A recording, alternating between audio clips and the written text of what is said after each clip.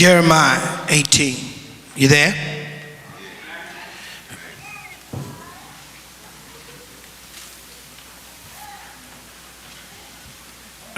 Glow. You got your glasses? No. Read. Can you read it? All right. Read for me.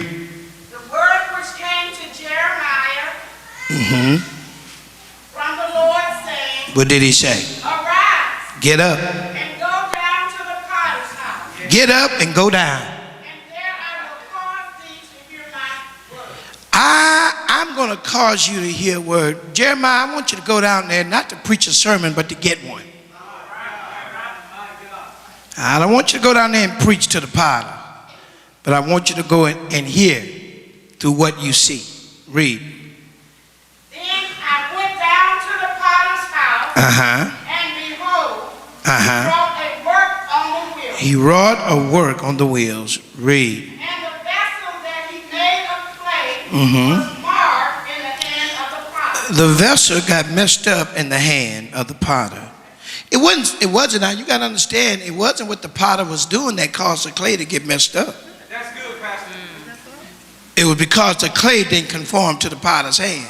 Oh, my God. You preaching. Wow. Let me say it again. It wasn't the potter's fault that the clay got messed up. But it was the clay that wouldn't conform to the potter's hand.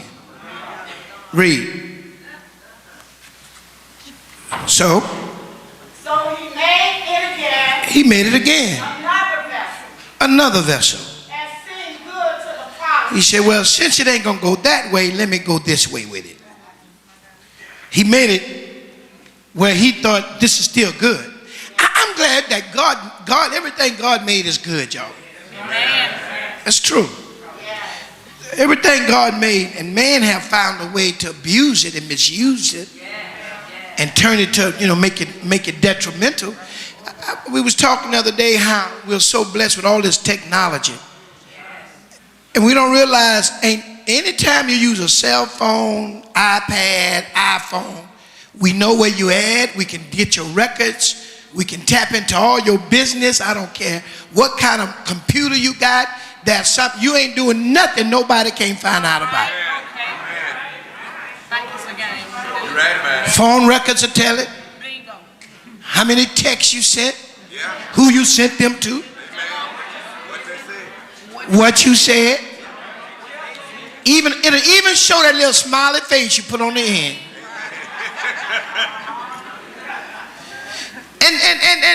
But it's so crazy because all that technology is killing us.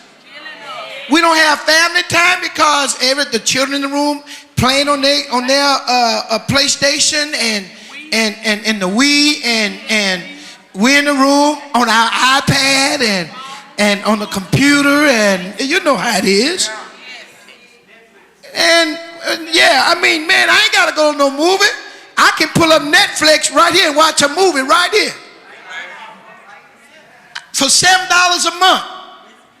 I can watch any movie I want to on this little machine right here. Let me act a fool talking about I'm gonna watch a movie while I'm trying to drive. Kill myself. Technology is dangerous. Hallelujah. But God made everything for us to enjoy. Read. Then the word of the Lord came to me saying, Go. O house of Israel, Come on. cannot I do with you as this potter? See, can I do to you? You need a makeover. Can I do to you what the potter did to that clay? Because God is the potter. And we are the clay. Read. Said the Lord. Behold, as the clay is in the potter's hand, So are ye in my hand, O house. You are in my hand. Tell somebody, I am in his hand.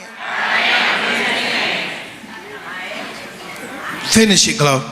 And what instance I shall speak concerning the nation and concerning the kingdom. Come on. To pluck up I can pluck it up. and to pull He can pull us down.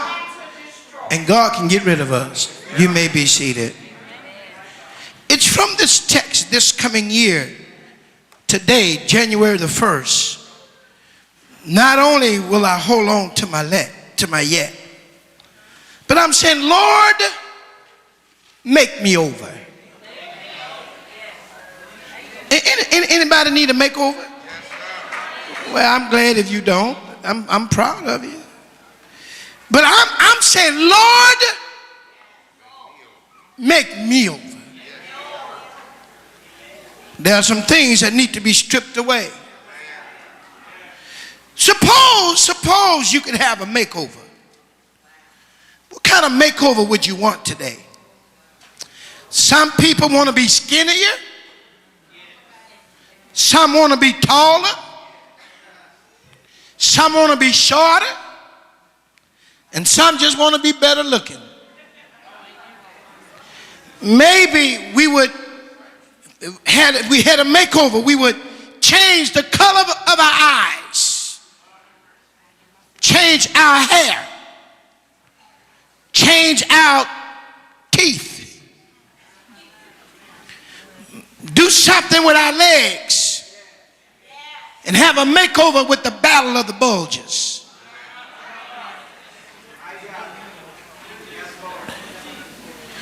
If we could wave a magic wand and change our outward appearance, maybe it'll be a light touch up here and there, or maybe it would be an extreme makeover. I want you to know that we all go through periods where we desperately want to change our outward appearance, don't we? Teenagers are living in a state of constant fear that they don't look good enough. So they tinker with this and that, and they experiment with the latest fad, the latest fashion, or this shirt, or this type tennis shoes. Whatever the latest hip-hop artist happens to be wearing. As we grow older, I would hope that we can get a little smarter.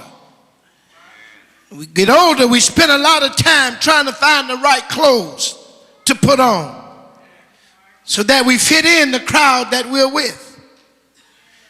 We go on diets. We work out. All that's good. But after we lose the weight and start looking good, the weight will start creeping back. Have that ever happened to anybody?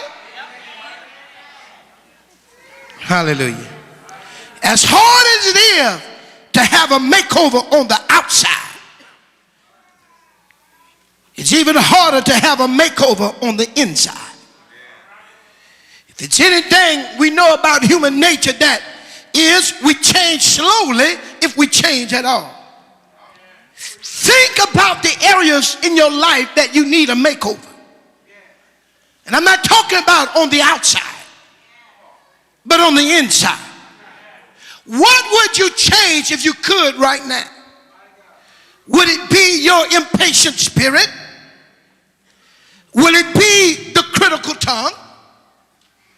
Would it be the envy that you have for people around you? Would you have a makeover in that spirit of discontentment or lingering resentment? Will it be a makeover of the lust that you can't conquer? Will it be a makeover of the financial mismanagement? Maybe of the guilty conscience. Maybe the inability to socialize or to work with people. Maybe your overbearing stubbornness, your quick temper, your profound discouragement, your ungrateful spirit, your disorganized life, your inability to say no, and your inability to say yes to God. Maybe it would mean getting rid of that mean streak you have. But we all want to change. Anybody in here want some changes? We all want makeover. Many of us dream